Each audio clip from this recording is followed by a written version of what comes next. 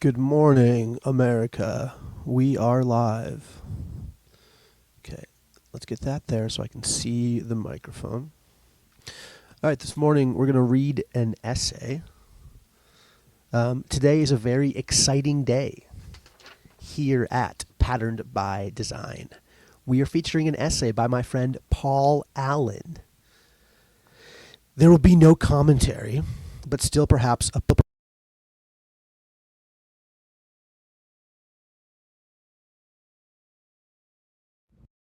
this microphone thing is just insane every time. Auto mute, auto mute. We're featuring an essay by my friend Paul Allen. I'm going to read this essay in two chunks. The first half will be kind of, it's called Fractal Morality and Universal Basic Institutions. So the chunk we're going to read today is that. It's fractal morality, kind of the ethical framework, and it's a description of universal basic institutions. We're going to end with Paul Allen's chart, which if you watched my giant Minnesota/civilization piece, or if you read that, you have seen this chart before because I used part of Paul Allen's argument in my currently my magnum opus. And then when we come back another day, we're going to read the second half, which is like a call to action. So like we have this ethical framework, we have these institutions. What do we do with it? So today is going to be more the theory. Probably next week will be the call to action. I interviewed Paul Allen maybe a week ago now. So that's set to release in a little while. So yeah, it's kind of fun to like get to interview somebody and then get to like publish some of their work. So Paul Allen writes, he doesn't have a desire to like create his own space or like post his own stuff. But I couldn't let a piece of good writing go unpublished. So without further ado, Patterned by Design presents Paul Allen. Fractal Morality and Universal Basic Institutions. In order to address the necessity of basic institutions for the moral order, I am laying out a synthesized ethic in order to assess questions related to individual and communal good. There are three motivating questions. 1. Why do we intuitively relate more to a local good over a distant good? 2. What is a good community? 3. What are the ethical consequences of an ontology that foregrounds fractal patterning? I will propose concepts of entities participating fractally. The definition of the good follows naturally from those concepts. I will relate this notion of the good with natural law, divine will, and a virtue ethic. I will posit that communal participation is necessary for the good. I will explain it as a practical ethic for the individual by laying out universal basic institutions. Entities participate and are participated in fractally. I will define an entity as a set of processes that are autopoietic, maintaining self-similarity across time. For an entity to participate in another entity, the lower entity engages in activities and processes that make up the higher entity. Information is shared bidirectionally, upwards and downwards. Stability of the lower entity enables greater complexity of the higher entity. This is fractal because one finds stable, autopoietic entities that participate in higher entities at many levels, arguably from subatomic particles to chemistry to biology to society to spirituality. Similar sets of rules governing organization, stability, adaptive systems, and emergent layers of complexity are perceptible across many layers. While obviously not an exhaustive explanation of the order of being, it is sufficiently central to the order of being that it must be central to our conception of morality and practical ethics. What up, Olson? Good morning. The lower entity, in participating in the higher entity, aligns with the will of the higher entity. The cells are the organism to the extent they are right ordered in the manner as to produce the will and function of the organism. Just the cell participates in tissue, which participates in organs, which participate in organisms. There are multiple thin layers of participation above individual humans. The participation is differentiated and complementary.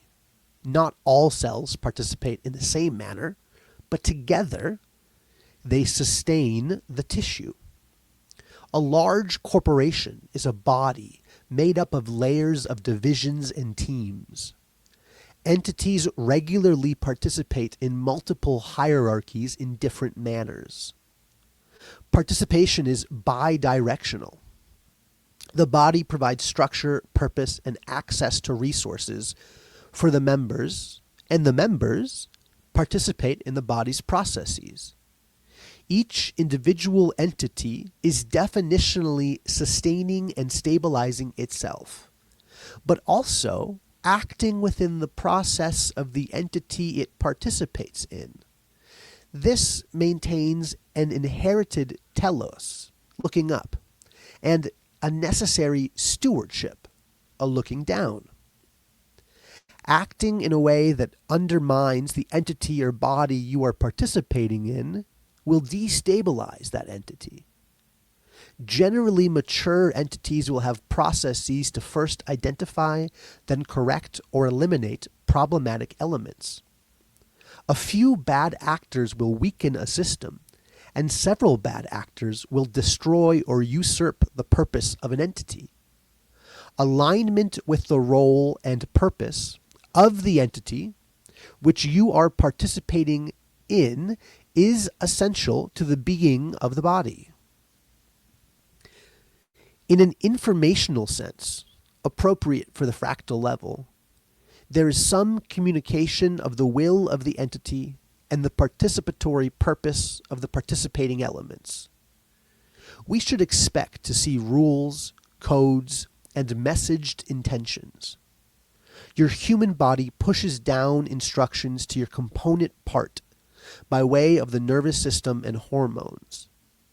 Long-lived, stable entities have corrective processes internal to their body. However, if too many processes fail, the entity will fail. The primary duty for the existence of all things is alignment of the parts with the whole. I propose that the good is the recursive alignment up the hierarchy to the ultimate telos, that is God or the universal purpose. From the perspective of the moral agent, there are three considerations. 1. Am I acting in alignment with the institutions and communities in which I am participating? 2. Are the institutions I am participating in aligned with higher order of institutions or cultures? 3. Am I being a steward of the entities that comprise me? If I am intentionally and diligently performing my duties within my institution in alignment with the mission of that institution, this is moral. If I leverage my responsibilities for my own end, I embody corruption. I have some agency in the institutions and communities I choose to participate in. If an institution is itself misaligned with the systems it is participating in, then aligning myself with the telos of that institution is immoral. Immoral. Being an excellent accountant for the mafia is recursively misaligned and immoral. Well, it is not possible to fully understand and judge the alignment of the full chain, especially at higher levels like nation states. The responsibility is to use practical judgment and, where reasonable, align with institutions which you see as good. A typical person's direct participations are in family, work, worship community, and neighborhood. A functioning neighborhood has neighbors that watch out for each other and generally care for common spaces. Participation with people dying of famine in Sudan is mediated by several layers of hierarchy, to the point where my nation state or church hierarchy is neighbor to institutions within Sudan and is able to facilitate food. If my participations are well aligned, resources from my broader bounty will be shared with the people of Sudan. The individual or even local church need not attempt to adjudicate the order of goods in higher order. They must simply participate in communities they see aligned with the higher good and be a contributing participant within those communities. Leaders and councils within each layer of the hierarchy make the same determination for their community with respect to higher order institutions, markets, and cultures. This morality is perhaps an elaboration on Jesus' command to love God and neighbor. Loving God is the recursive orientation upwards. We align our will and participation to the highest order of good we perceive. Love of God is oriented upwards, but necessarily mediated. This is inseparable from loving our neighbor, those who we directly participate with in life. This extends beyond racial and social class to all those in need along life's path. This is the preservation of individuals in our community, but also the alignment towards communal abundance.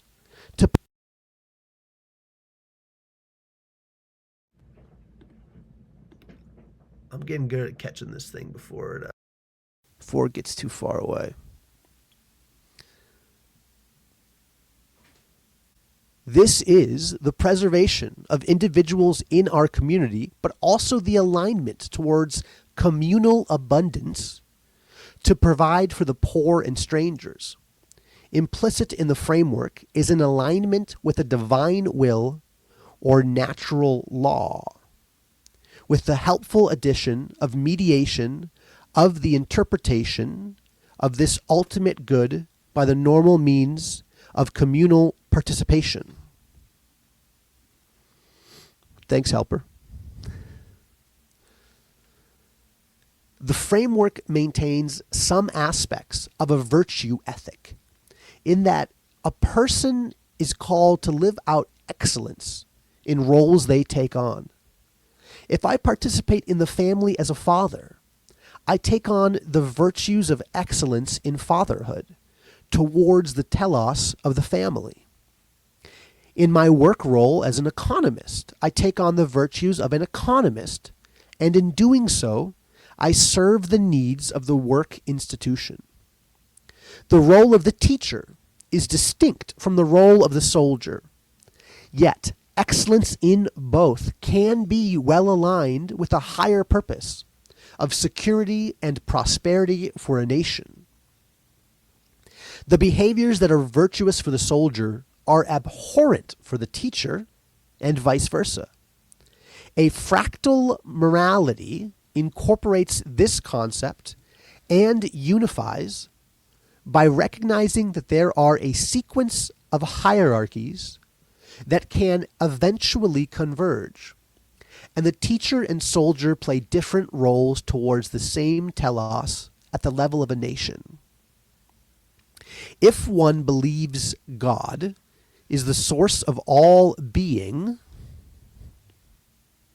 sustaining all being, then the notion of good and the notion of being collapse into one. That is to say, each layer of good is aligned to sustain being, both locally and recursively up the levels. The ultimate good can be the source of being itself, an autopoietic whole where each recursive strand of good sustains its own being and the being of all. This is not to say the systems are not without suffering and kenosis. The parts often sacrifice for the whole, and systems of enforcement for preservation are essential for a sustained whole. If individual entities at any layer prioritize their own will and excess, you quickly have cancer, misers, hedonism, and parasitic institutions. Therefore, a functional system must continually orient entities upwards and correct self-indulgence. Inherent in this morality is the essential role institutions play in the moral life of the individual. Good is only achieved in proper alignment upwards. The relationship with direct institutions you participate in is the tangible enactment of your relationship with the good, God, and or humanity generally. I will cover 5 facets of institutional participation, universal basic institutions. These facets are not independent of each other, but they are distinct aspects of the person. All right, little water break.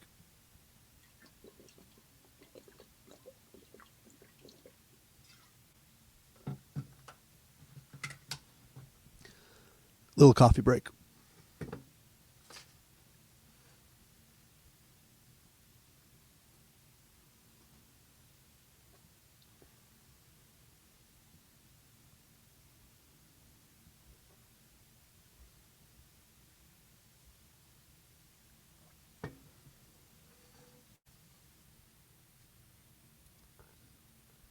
Proper hydration is very important, Olson. Can't stop, won't stop. Just keep drinking water. All right, back at it. 5 facets of institutional participation. Facet 1. The biological family. Innate in our humanity is that we are a species of biological creatures that are propagating and selecting biological traits. Family evolved in humans in a real biological manner as a series of processes to self-sustain the biological aspects of our humanity. The functional family loves and supports each other for the raising of children. Individuals see themselves biologically in other members. So there is a biological communion. The telos of the family is better children. The telos of the family is better children. Individuals' mode of participation in the family varies wildly based on time of life, from mothering infants to supporting adult children to seeking a suitable spouse.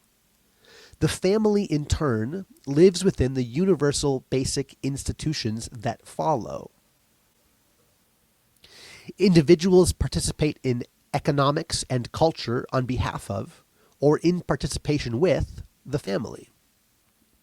The biological component may play a role in ethnic aspects to some cultural fractals.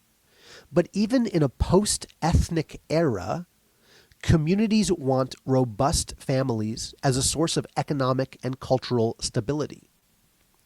A good family nourishes its members and supports the communities in which they participate.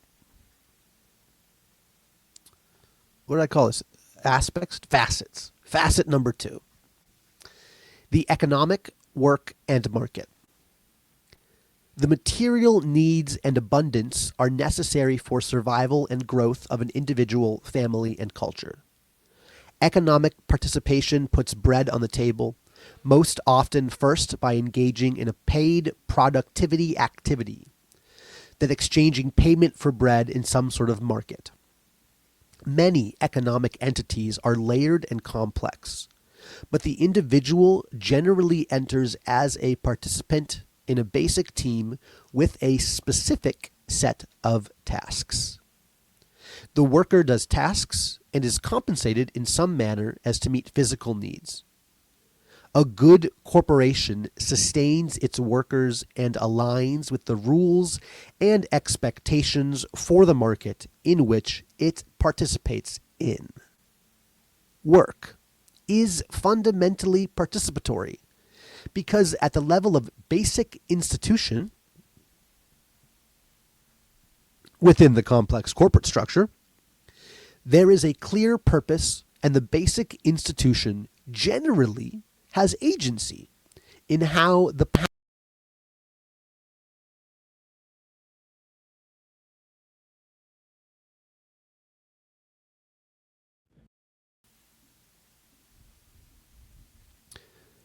Facet 3. The physical, the gymnasium. Humans are necessarily physical, and the body requires attention and training. Sports, martial arts, and training build physical strength, physical discipline, and community participation. A gym or sports club participates in a culture that can build up or tear down a person and nation. A culture of fitness, discipline, and camaraderie will enable a nation in both self-control and the common defense. A good gym sustains and grows its participants, building community within a culture of physical well-being and mutual support. Facet 4. The intellectual, the forum. While we have few literal forums, we have libraries, schools, theaters, music halls, art studios, and local government. Just as humans are necessarily biological and material, they are rational and intellectual beings. Institutions where the intellect participates and grows are essential to the person, just as economic institutions take on a variety of forms. The intellectual institutions range from romantic to pragmatic. While spectating is one form of participation, full participation in learning, art, and music enriches the body of understanding, building up that community. A good intellectual forum encourages interactions between participants that grows the intellects of individuals and serves the needs of the broader community. Schools in particular must care for its participants, students, teachers, and families, while following the needs of the society in which it participates. A school can be self-serving either to the whims of the students or preferences of the teachers, undermining the value of the school to the broader culture. I am placing local government in the forum as an ideal of political interaction where governance is grounded in rational discourse of members. Facet 5. The spiritual, worship. Worship entails humility and looking up. In order to enact the fractal morality, one must look up the recursive layer of the fractal and seek that which is good. Layered purpose which sustains being. Purpose or meaning requires looking up and seeking to participate in the good you see. All longing gazes upward is essentially worship. Worship is communal in that it brings together many individuals and families and orients them together. The event of worship is not top-down endowments to the participants. Rather, it is generated by the participants directed towards that which is higher. Good worship aligns with truth. Bad worship is incredibly corrupting in that it can disorient an individual's judgment in other facets: intellectual, biological, physical, and economic. Whereas good worship aligns intellect, economics, biological, and physical well-being. Worship communities generally have some level of fractal organization that shares information across hierarchies, as liturgies and wisdom may propagate down, uniting denominations across contexts, cultures, and time. In turn, all within the fractal organization look up at the same truth.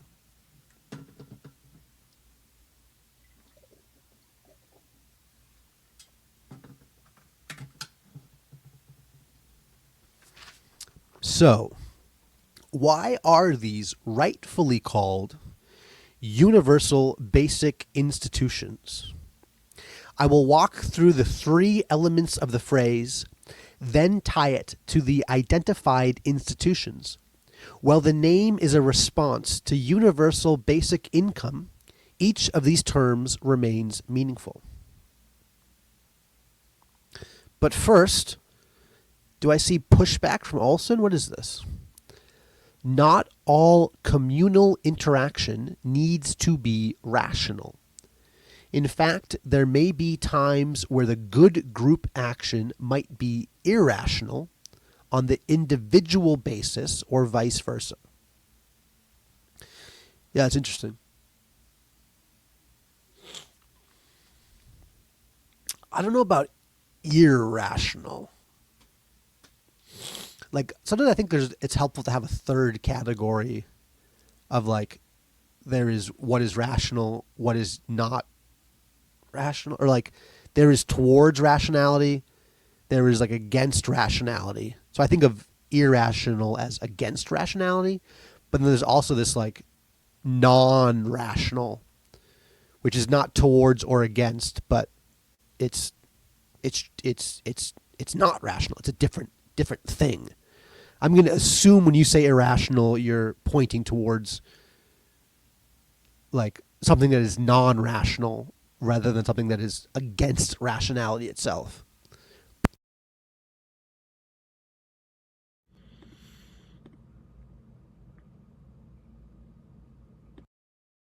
I don't know precisely what you're saying, but it's interesting. Okay. So we're going to walk through in reverse order. We're going to do institution, universal, and basic. Institution. Institutions are entities, therefore autopoietic processes participated in by human persons according to self-sustaining forms. Within an institution, people interact within specific roles, following specific forms in order to sustain the institution and fulfill the needs of that institution. The farmers market will have a leadership committee that organizes the market, provides services to vendors, the vendors provide the wares, the customers purchase the goods, and the old-timey folk musician provides atmosphere and levity. A good farmers market requires all of these participants to come together. There are forms and rituals to the timing, the casual but polite etiquette, and the music. The supermarket is also an institution serving the same function, but with different roles and different forms and rituals. Where the farmer's market is aligned upward with a cultural spirit of local abundance and regional farming institutions, the local branch of the supermarket is aligned with its corporate office.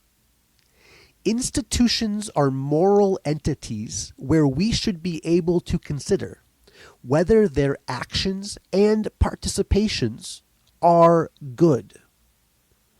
There are teams and communities that are not institutional because they do not have forms that are intended to sustain the group. A homeowners association, although much maligned, is the institutional instantiation of the neighborhood, providing roles, processes, and forms for neighborhood interactions. It is near impossible to maintain a community park or pool without institutional forms to maintain the commons. A neighborhood without institutions would struggle to build and maintain such things and would likely create or work with an institution if it wanted a neighborhood park. Why institutions, not communities? The institution is the vessel for the community. A good institution, one properly aligned with institutions and cultures, will be a steward for its participants, creating community. The shapes of the community differ with the forms of the institutions, but a sustained community requires the forms and purpose provided by the institution.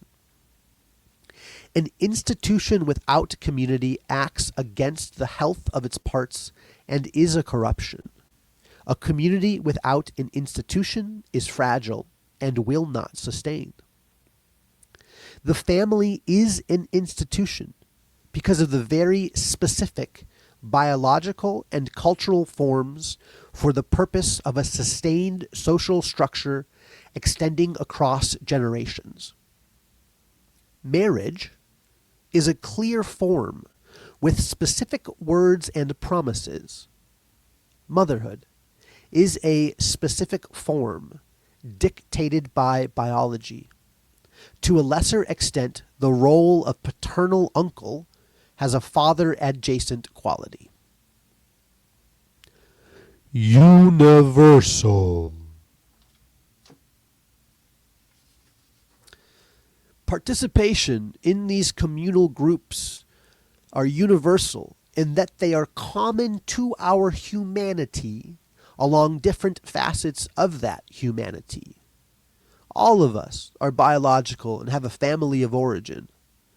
We are necessarily economic, requiring material goods which are universally acquired through networks of people and institutions.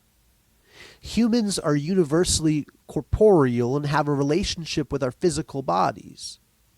Communal physical fitness is the most functional strategy for maintaining health. The intellectual builds on the faculties of reason that define mankind.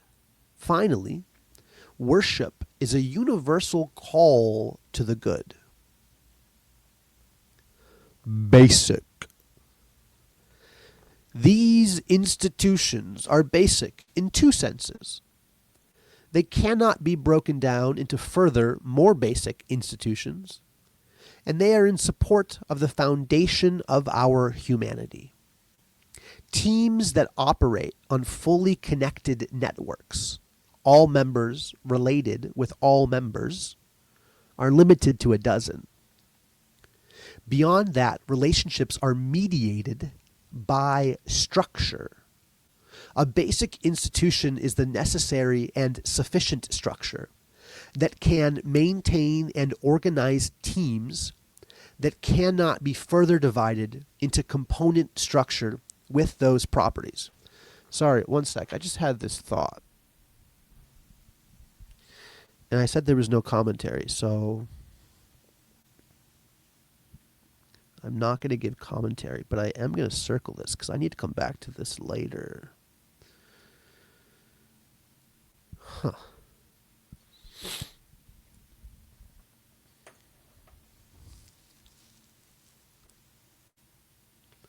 A family is a basic institution in that it provides structure for scale, parental leadership, physical structure, legal responsibilities. These can be scaled intergenerationally, but the parental leadership is essential and seeds the institution.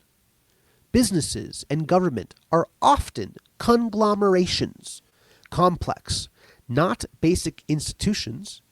But if you apply a principle of subsidiarity, you can find the basic institutions within. A basic economic institution maintains teams and structures that encapsulate provision of a good or service. An accounting department may keep the books, a service, for the corporation they are part of, but the leadership, standards, processes, and personnel are hired. In a boring sense, a store, a library, a gym are the basic institutions. Subway as local sandwich shop, as opposed to global brand. Church as neighborhood place of worship, as opposed to denomination. Without institutional support for the raising of children, the meeting of material needs, physical health, intellectual growth, and spiritual orientation, we are greatly diminished as persons and as a people. All of these things are implicit in our understanding of humanity. Transcendence beyond individuals is basic and should be the expectation. I need a little coffee and water break.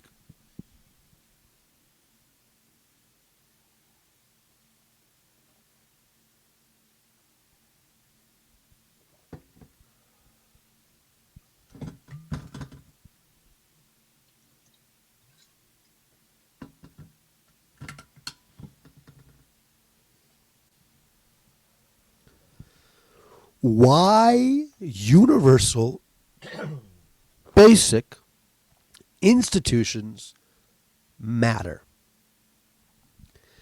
If the good is mediated by our participation in institutions, the nature of the institutions in which we participate is deeply meaningful.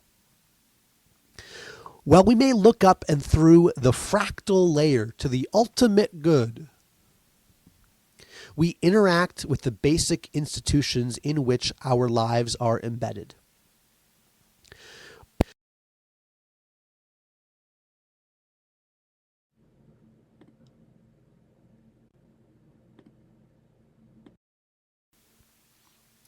Participation in a good institution is deeply good for the individual aligning themselves with that institution. Lackluster and weak participation in institutions will lead to morally vacuous individuals.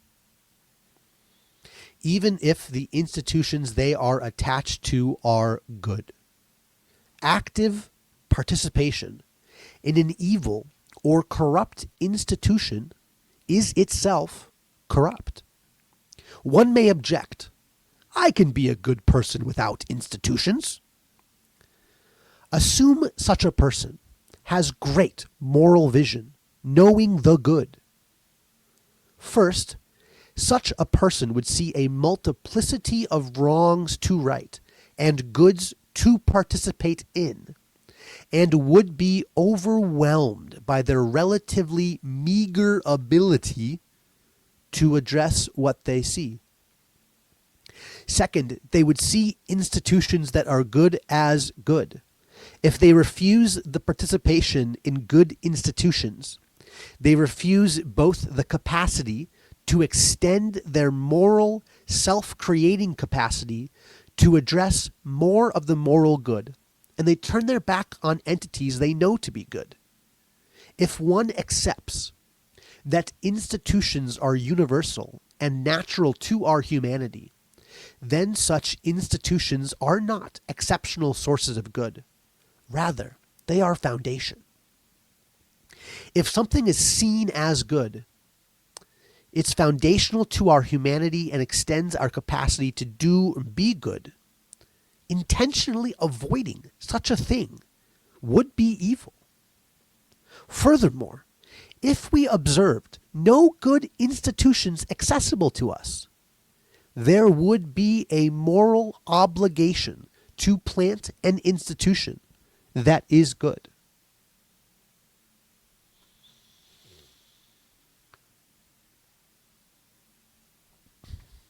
If one sees the validity of this ethical synthesis, it is then useful to understand the institutions that are typical for human flourishing and point towards the good.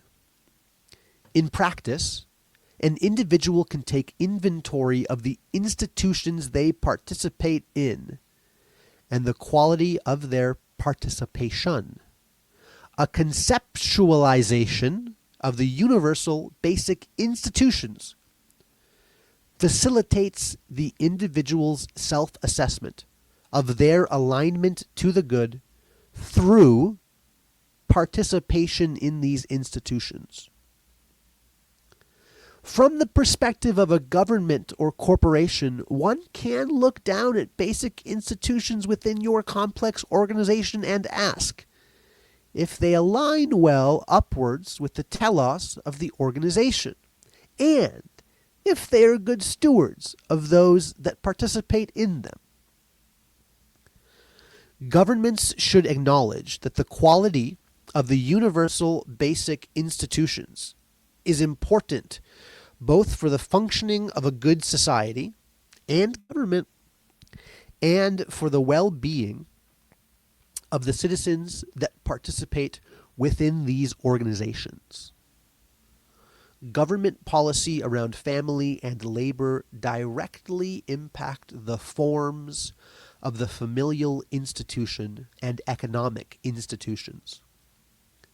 Schools and universities are directly under the purview of the government or the church.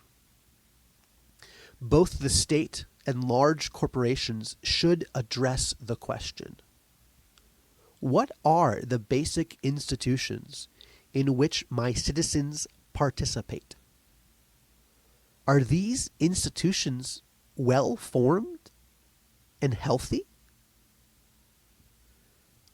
The health and stability of these basic institutions are both top-down and bottom-up responsibilities. Individual participants are responsible for vibrantly enacting the institution. The higher institutions, cultures, and entities are responsible for providing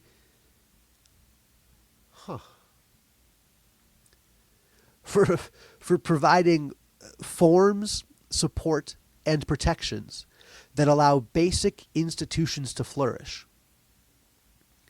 Moreover, these universal basic institutions, like any entity, can be corrupt, misaligned, and evil. It is both the participants' obligation to not participate in institutions that are not good, although this is not always knowable or feasible, and it is the higher institution's obligation to prune and reform corrupted institutions. Okay, there's like one paragraph left, but I gotta write this down.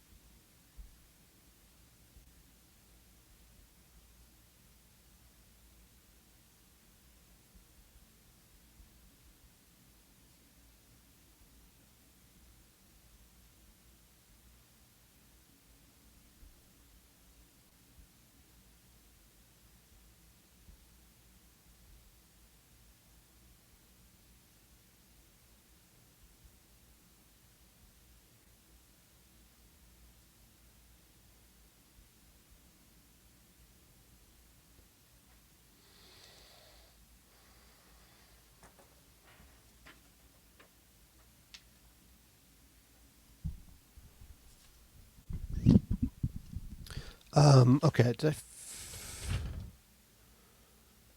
I'll read the last sentence of this. I think I finished this. I kind of lost my train of thought there. Sorry. I jumped on a new train of thought. It is both the participant's obligation to not participate in institutions that are not good, although this is not always knowable or feasible, and it is the higher institution's obligation to prune and reform corrupted institutions.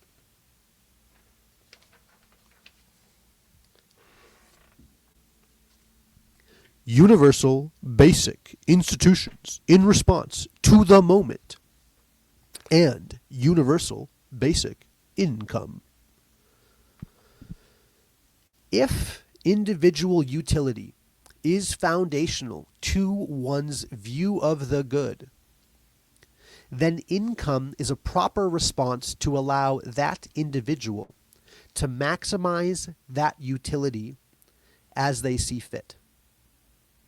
If the good is bound in a universal participation in a hierarchy of ascending telos, then what individuals need most are healthy institutions through which they can participate with each other communally towards the good. If the danger posed by AI is loss of income, then universal basic income is a response.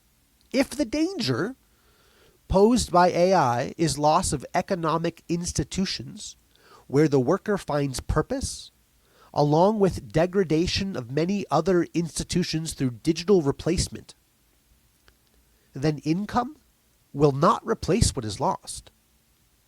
Emphasis on universal basic institutions is counterpoint in this emerging moment, emphasizing the communal and institutional costs of digitalization and AI. The end of part one.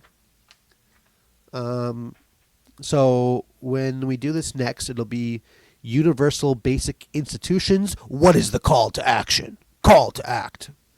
And then there's this chart.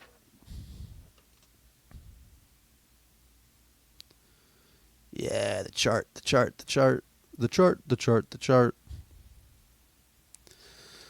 Yeah, all right, Olson. Well, we're done, Olson. We're finished. So get out of here and go over to Chris Howard's stream, all right? Okay?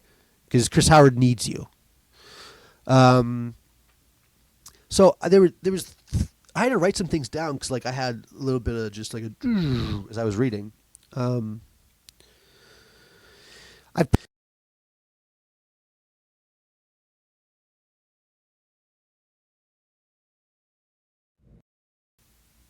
I'm recording this as a live stream, but I'm going to download this and then edit it quick and upload it as a normal video so it can sit with its other video friends, because it's supposed to be with its video friends. It's not supposed to be with its live stream cousins.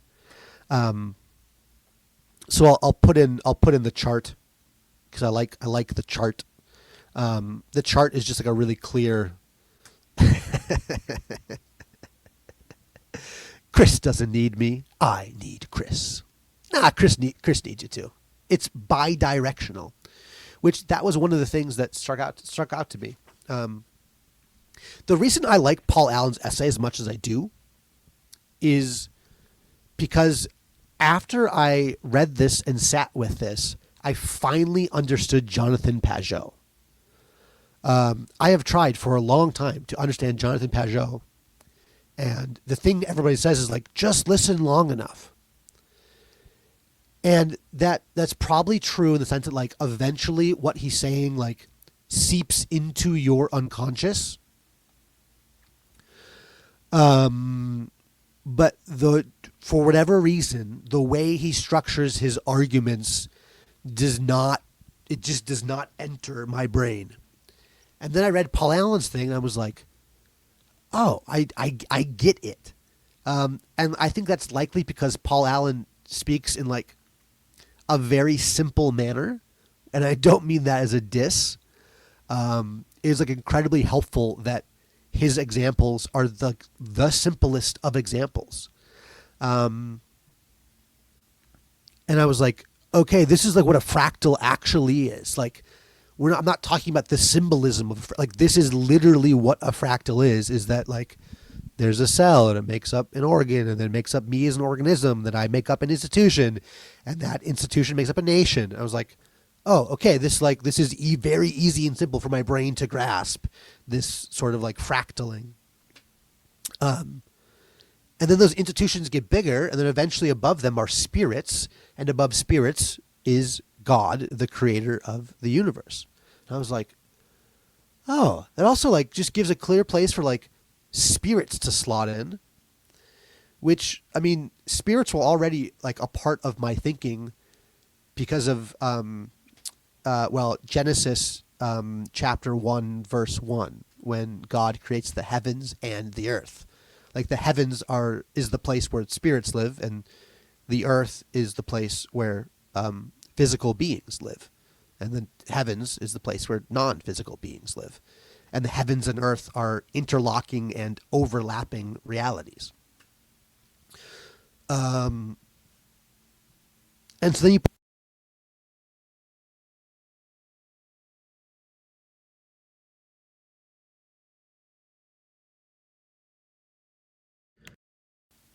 fractals go across heaven and earth. So like we participate in a fractal chain from heaven to earth and from earth to heaven. And I was like, yeah, this is just like, I get it now. This is very, and I think I could explain it in a simple manner. So, three things that like popped out at me as I was reading this time. Also, I tried recording this last night. I read this whole section, but my nasal passages were beginning to close because I'm a little bit sick. And then I found that I was recording through Substack for the first time because they have a new like studio thing, but it was muted like the entire time, per usual. So I was like, you gotta be flipping kidding me. But that 45 minutes last night paid off, because when I read it again this morning, it just was like making way more sense. And I feel like I could now regurgitate Paul Allen's essay in a, like, I think I could explain fractal patterning to a middle schooler, and the middle schooler would be like, yeah, dude, like, no, cool, yeah, uh-huh. Like I could draw it with stick figures. And that's always I learned this from Rob Bell. Rob Bell would be like, there is simplicity, and he would draw like just a stick man, and then he'd be like, there's complexity, and it'd be a stick man with like a crazy, like, messy just lines around him, and then it's like, there's a simplicity on the other side of complexity, and then it's just like a stick man again. And I feel like I'm now in the simplicity on the other side of complexity with this fractal patterning stuff. I don't know if that's true or not, but so the three things that like jumped out at me this morning. This is my postscript, by the way. Postscript. I don't know why it is that fully connected human beings max out at 12. I'd heard that before in relation to like Jesus and the 12 disciples, that there was some kind of, I don't know if it's a biological mechanism or a sociological mechanism or whatever. But then Paul Allen was talking about how like beyond 12 people, there's like a structure that mediates groups beyond 12. And I was like, that's really interesting. And the thing I thought about was, we've given that structure over to machines for ease and simplicity, which is not inherently bad. However, I don't know if you're going to find people that are younger than me. I'm 34. I mean, probably a few, but like, you're not going to find many people younger than me that could themselves mediate a structure beyond 12. Because that is a human skill, to like organize and to bring together people and to like delegate. Like it's leadership. Wow, I didn't think about leadership until right now. Like that's a huge component of leadership. And we have created systems that require machines to facilitate leadership. I think that's a dangerous game to play, where it's like, if you already have the skill of leadership, if you can already do it, then it's one thing to like grab a tool that enhances your skill. But it is a very different thing to be given an enhancement tool without the skill, because now the tool becomes the leader, and then you become subservient to the tool. So I was thinking about that as I was reading. It's weird when you read things, and if you're reading like trying to keep a pace, because eventually like you're reading, but your mind kind of like goes, at least mine does, goes up and back. And so like there's this back room where like there's Ethan that's reading, and then there's Ethan that's like thinking about the things that he's reading. Yeah, it's a fun little game. The other thing was that there was a part where Paul Allen was writing about like, imagine a person who could see the good, and if they didn't engage in institutions, they would be willfully not maximizing the good that could be done, and not maximizing in like a efficiency bro way, but in the sense of like, if you want to do good and you are an individual, you only have so much time and so much money and so many resources of any kind. And an institution allows an individual to spread their vision. I'm talking about leadership again. Huh. Yeah. I mean, that's literally what leadership is that you spread your vision and your intention, and people go, I like that person's vision. I like that person's intention. And then they join in the institution. And then as this people gather, that vision and intention can spread and can do way more good. You can transform an entire city with one good leader. And that was the whole idea of like kings. Yeah, interesting. But I was thinking about Jesus and how he's like traveling around Galilee and whatnot and seeing the good, and like as a human being, he's going, like his heart is breaking for the city, and he's going, how can I do all of this good? Like he's knowing that eventually he's going to get killed. Does he know the exact day? I don't know. I lean towards no. Not that I need my leaning to be accurate. I lean towards no, but I think he knows he's going to get killed. I think he knows that what he's doing is going to be so in the face of power that empire's going to crucify the truth teller. And so he's looking around, he's seeing all of the bad and seeing all of the potential for good, and going, there's going to have to be an institution. There's going to have to be a people who follow me and remember me, and my vision and will spread out amongst them. And like that's actually like a really cool argument for the church. Yeah, I kind of dig that. Also, what'd you say? Yes, leadership and charisma make edge cases that counter the community facilitation capacity. Meaning the park example. Sacrifice of an individual or a charismatic leader can sustain a community park. Yeah. The other thing that's wild is when you think about the fractal. Yeah, okay, so I've heard this, but yeah. Okay, this is fun. I'm having fun. But I'm almost done, and then we get out of here. When you think about this fractal pattern thing, you think about Jesus. Jesus is like the human being who's in a fractal chain, which is fully man, in a fractal chain. But he's also fully God, which means he is the whole. He is both a part and a whole. And so when Jesus dies on the cross, the whole is sacrificing for the parts as a part is sacrificing for the whole.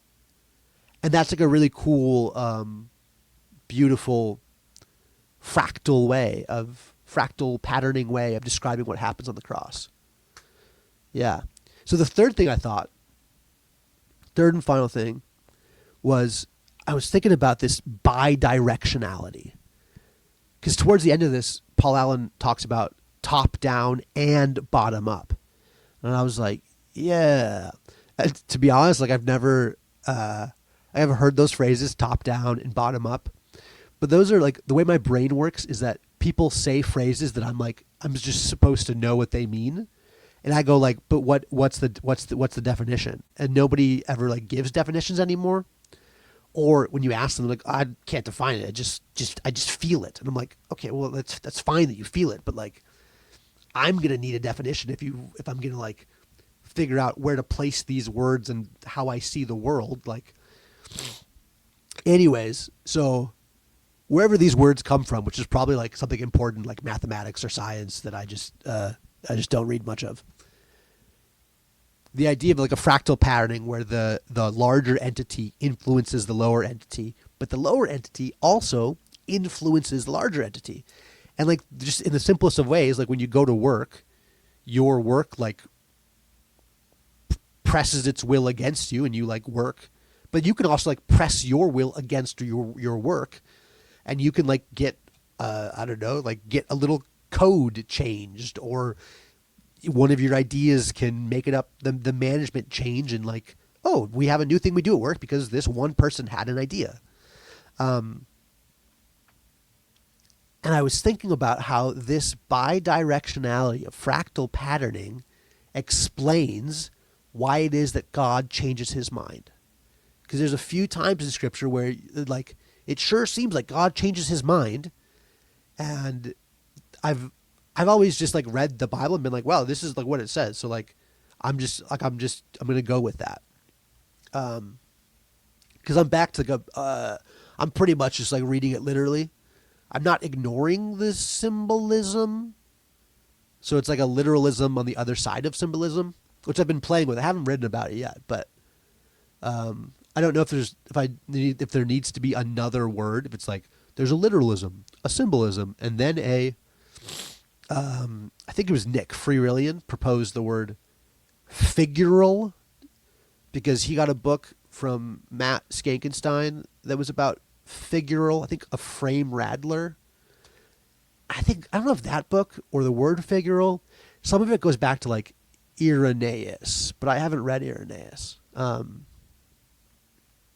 But this sense of like, okay, so like if you read the Bible and it's like there's a story and it's like God changed his mind, you're like, what do you do with that? Well, I think that just like that's the lower fractal patterns influencing the ultimate, the whole. And even God can go like, yeah, no, that's a good case. Like, I'll hear you out on that one. Yeah. Thank you for an example. I couldn't think of an example. Negotiating before the Sodom visit didn't help, but got it down to 10, yeah? And like, yeah, that is like,